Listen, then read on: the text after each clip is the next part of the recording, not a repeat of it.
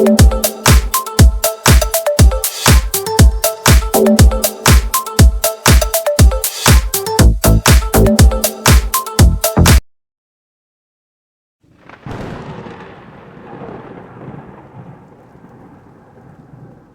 was hanging out with my best friend Logan at Green Center in a small town that is always loud, but with people doing different activities at all hours of the day with happy smiles on their faces. "Hey Nick, we should go by the comic book store. I heard the new horror comic came out today," Logan said. "Like a child getting a new toy." "I'm starting to think you live there now," I said. "I only go there once a week," Logan said. "Sure you do, Logan," I said, smiling, knowing that Logan's voice would get high-pitched. After laughing at him, we walked to the comic book store. As we were walking, I noticed the Axe twins were across the street with some of their friends. In typical behavior, Tyler Axe bossed the group around while Zoe Axe walked with a look of daydreaming in her eyes, while the wind blew her blonde hair.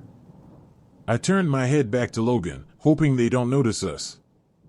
We reached the comic book store and Logan practically ran to Dave, the owner and family friend of his father, who helps Logan's father maintain the apartments Logan's dad owns. While they were talking, I was looking at the Marvel and DC comic books when something heavy fell on the ground behind me. Inside the book are drawings and writing of something you would see in a fantasy movie. "Hey Nick, found something you like," Dave said. "Do you know anything about this book?" I said. "It looks familiar, but I can't put my finger on it," Dave said as he quickly reads through the book with curiosity. "It looks like a historical fiction graphic novel." "I'll sell you this book for $12, Dave said. After looking at the book for a moment, I agreed and paid for the book. Logan ran up to me showing me the new comic book he was looking for. I smiled at his excitement. "If it isn't the town's failures, I see you guys are discussing which homeless shelter to live in," Tyler Axe said. "We're talking about how you will be sad, ignorant, and insecure when you leave this small town and end up a nobody," Logan said. "But don't worry, Daddy's money will fix everything just like always," I said, while Tyler's friends were laughing at him. Tyler's calming, confident composure changed into anger and slapped Nick in the face. Logan got out of his seat ready to fight him, but before that could happen, Tyler's sister Zoe got in between them to stop things from escalating. "Listen, you two, you both are going to graduate soon and need to stop fighting each other and act like adults," Zoe said. Tyler was going to say something, but Zoe's glare stopped him. Tyler walked back to his table with his friends in anger. She apologized for Tyler's behavior. "I'll never understand how Zoe can be related to that bully," Logan said. "I agree with you, Zoe must have gotten good genetics," I said. We both quietly laughed and ate our food. Me and Logan went to our hangout spot in the woods that has an old but not too run-down house in town that people forgot about. We were talking about our plans after high school when we heard loud talking from outside. Being the nosy person I am, I went to investigate with Logan. We hid behind a large overgrown bush surrounded by trees. "We need to finish the ritual before Catherine finds out," Zoe said. Tyler looked nervous, pacing in a circle. "Hey Tyler, why so scared, mister? I'm better than everyone," Mason said. "Why are we even talking to this freak?" "We can do this on our own," Tyler said. "Without him, our family would be ruined. Do you want to go broke because you can't live up to anyone's standards?" Zoe said in a cold tone. Tyler tried to argue back, but his feeling of sadness kept him silent. "I'm not surprised you never had anything intelligent to say," Mason said. Zoe looked at Tyler with a smug smile. "We got the 3 objects for the ritual but haven't found the missing piece," Zoe said. "You guys have 2 weeks to figure it out or your family fortune ends with your parents," Mason said.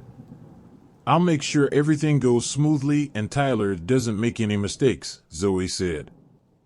"Good, I'll get the ritual ready at the place," Mason said, walking away into the dark woods.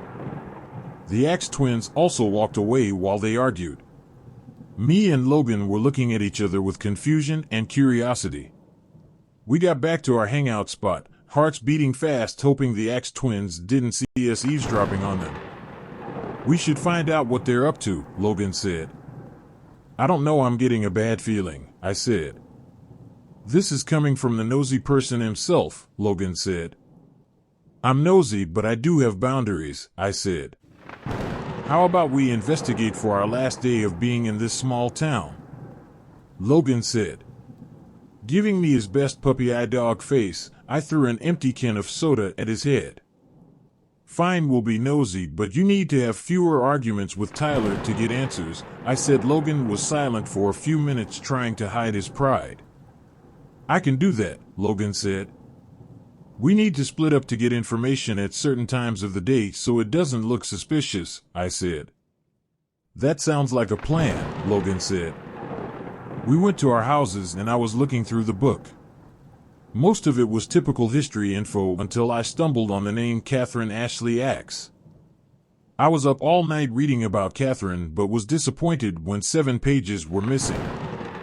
Me and Logan followed the Axe twins around for a week. Zoe didn't do anything out of the ordinary until 7 p.m. every day. She would drive into the woods and enter a cave that would glow when she was in it. I hid behind some trees listening to hear her. But she wasn't alone, another female was with her. "Catherine, I know we're running out of time, but I can't find the book to complete the ritual," Zoe said. "I had high hopes for you, but you're just like the last generation, useless," Catherine said in a cold tone. Zoe whimpered as she tried to speak up, but nothing came out of her mouth. "We'll have to go with Plan B again," Catherine said. "Okay," Zoe said, walking out of the cave. I waited for her to walk away and met Logan at the hangout spot. When I got there, he looked scared. "What happened?" I said. "I was following Tyler around for a few days, and he's planning a house party but is taking some of our classmates to a private party. I ran into Dave and he told me to give you these 2 books, a letter, and meet him at his place on Monday." I read the letter, but midway through it explained why the Axe family gets their way, and it's dark, Logan said. As I was reading the letter, my bad gut feeling came back. While Nick and Logan were panicking, a shadow walked away from its hiding spot.